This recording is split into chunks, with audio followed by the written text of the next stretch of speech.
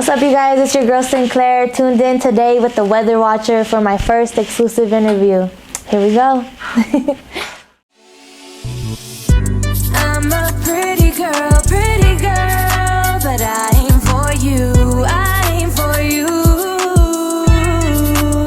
Yeah, 'cause in this shady world, love gon' hurt you, love gon' hurt you.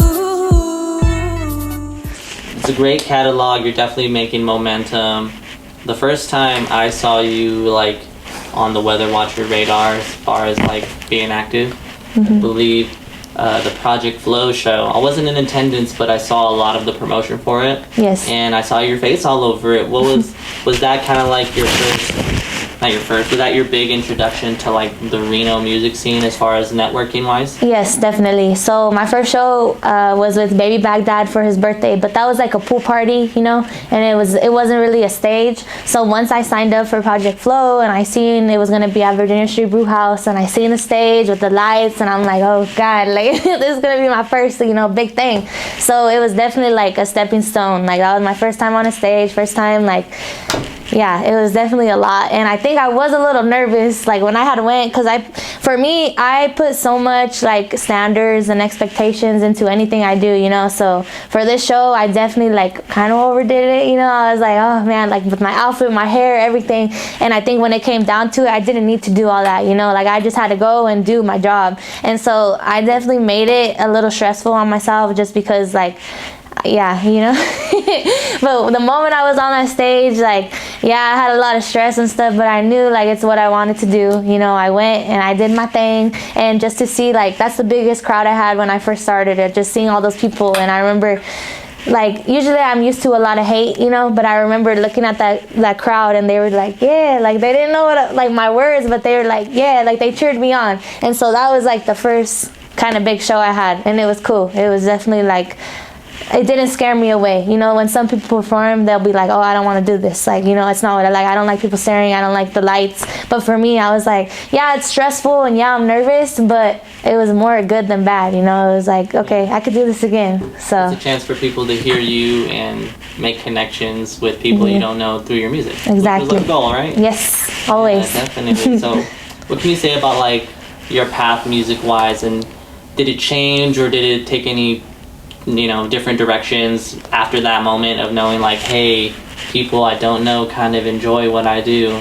It definitely showed me I could do better. That was one thing, because yeah, it was my first show, but I feel like the way I performed, like, it wasn't bad, but it could have been better, you know. And so after that show, it was kind of like an eye-opener, and like I could definitely do better, you know. It taught me, like, with my breath. I couldn't, I lost a lot of breath during my performance, yeah. Like, there's times where I took the mic and was like, so that was one thing that showed me, like, okay, I need to put more practice into it, you know. Instead of just, I feel like sometimes, like, I did a show in Vegas after that one, and I had a lot of hope for it, like, thinking it would be my moment, you know, like, my moment to get out there.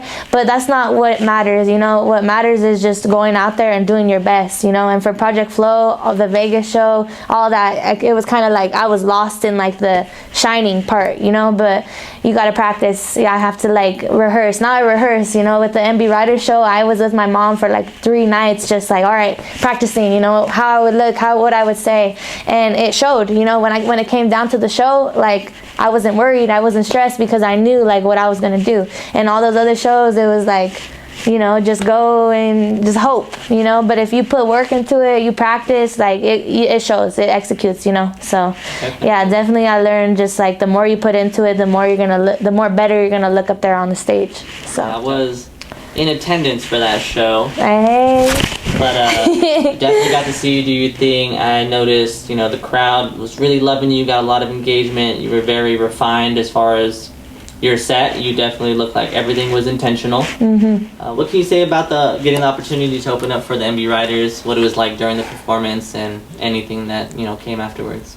Okay, so the opportunity for the MB Riders kind of came like out of nowhere. Like, I think it was the same month of January, so after the new year, and I was ready for like more shows, and I was following the promoters for Mr. Capone, I bring him up because when I first started like building my Instagram and like wanted to get for shows, you know, and open for people, I was like trying to open for Mr. Capone, and I had followed him, followed his promoters, and like that didn't end up going through, you know, because he was doing he was on tour for like Arizona or like other like Boise, Idaho, and it was like I was trying to book one in Southern California or Reno, you know, and it wasn't happening, so I left it, but I had the promoters still, and one of them hit me up. Shout out Danny LBC.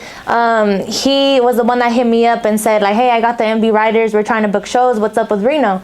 And I was like, all right. I sent him all the venues, you know. Shout out Oak Room for hosting the MB Riders event, because I did send other clubs, other venues for him to book at, and that ended up being the one. And I was like, hey, like if you're coming through with them, then I want to open, you know.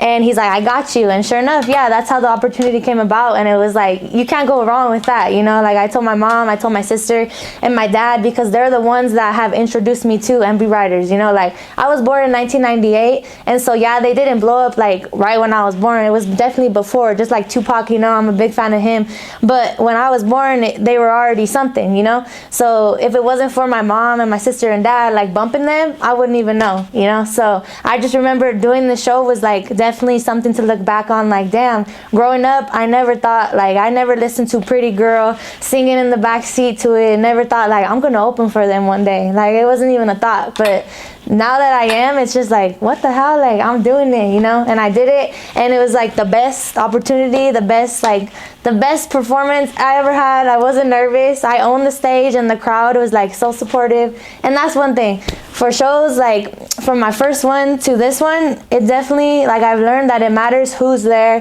who's with you, who's cheering you on, because I've had shows where I went and I had friends sitting down, like, and I had strangers standing up right up front, and my friends were in the back sitting down, and I was like, you know, it definitely hits you and it gives you a different vibe to your performance. But for this show, like it was all on point, you know.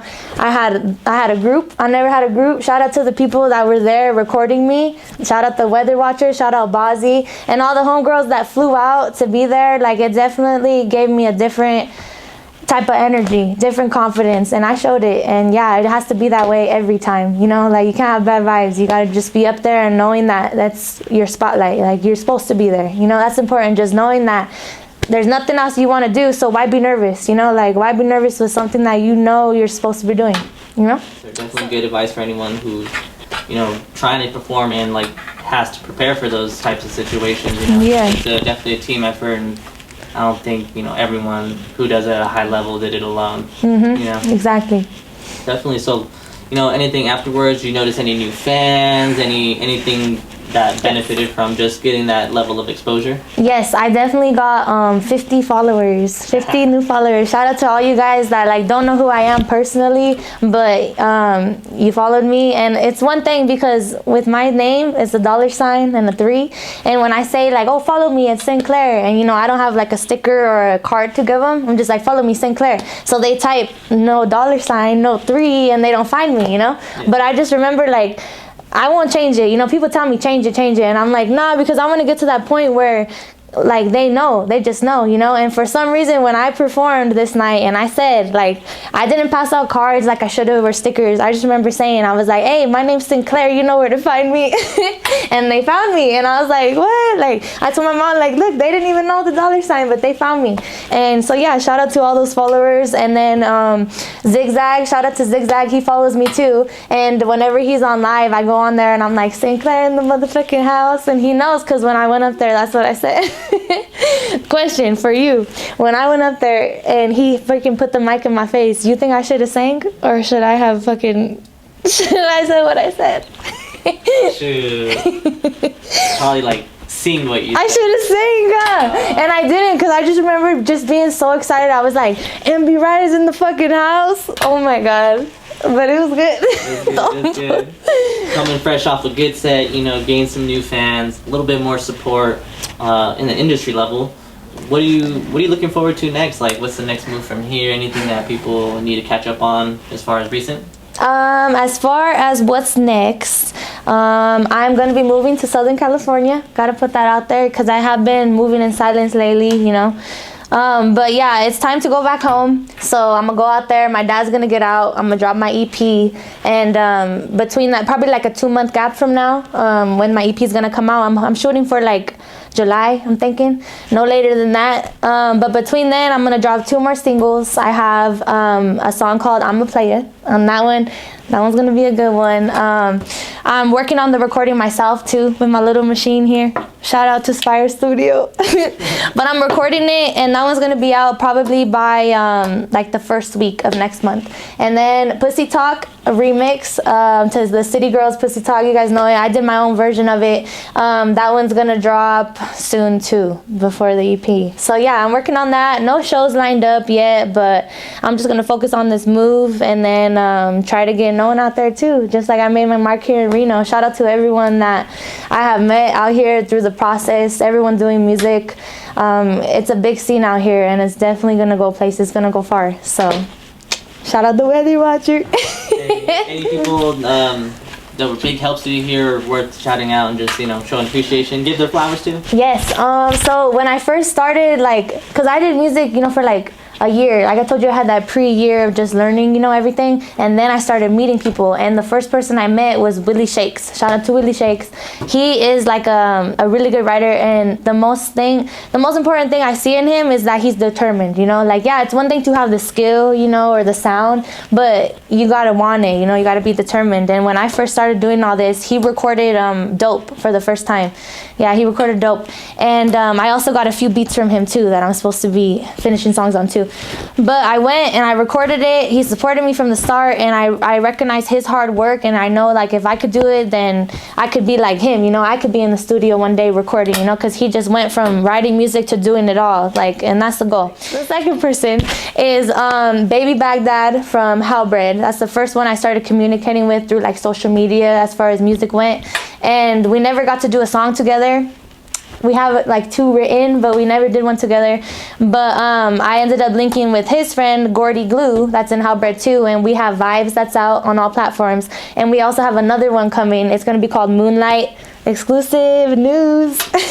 But yeah, that one's gonna come out too, so definitely shout out to Halbred. And besides that, we got Stu J the Vamp, and we got Bozzy and Nesta OG.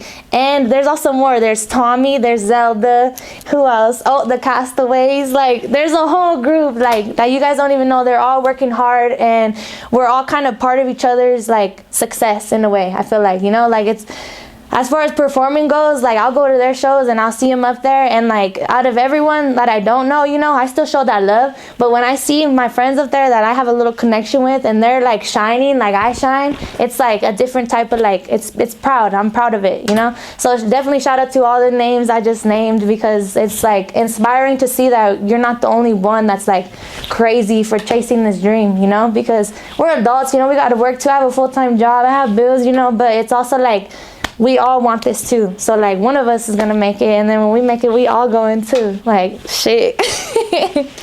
What's your message to the people? Anything you want to leave them with before you get up out of here? The message,